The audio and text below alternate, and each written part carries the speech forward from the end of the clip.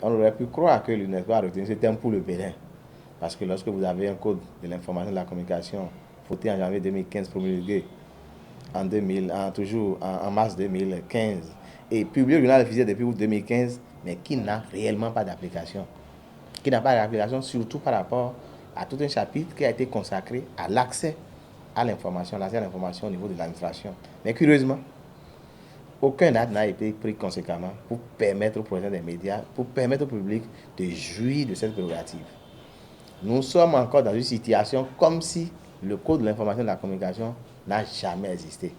Alors il était très important, nous saisissons la balle au bon pour pouvoir attirer l'attention de nos gouvernants sur la nécessité de prendre tous les actes qui permettent de rendre applicable ce code et par conséquent de permettre aux journalistes ou qui se trouvent sur le territoire de pouvoir accéder à tout moment à l'information dans l'administration. L'information officielle, parfois, vous constatez que c'est à ce niveau-là que des problèmes se posent. Celui qui a reçu les moyens de l'État ne gère pas bien. Il faut qu'on puisse savoir comment il fait.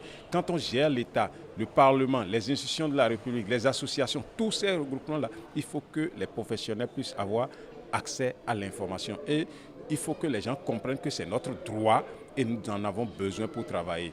Je crois qu'au-delà des tests, il faut que la pratique puisse consacrer cela pour que nous puissions continuer à travailler avec aisance pour que les gens ne trouvent plus que nous colportons la rumeur. Quand on n'a pas l'information, parfois les journalistes supputent et ce n'est pas bon.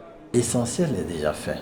Nous avons un texte de loi qui organise l'accès aux sources publiques d'information et cet accès est réservé non seulement aux journalistes, mais aussi aux citoyens qui souhaiteraient en savoir plus sur ce qui se passe dans le pays. C'est un fait. Mais je voudrais que nous apprécions la liberté de la presse de façon globale, au-delà d'une célébration. Que nous fassions l'effort de faire une remise en cause permanente.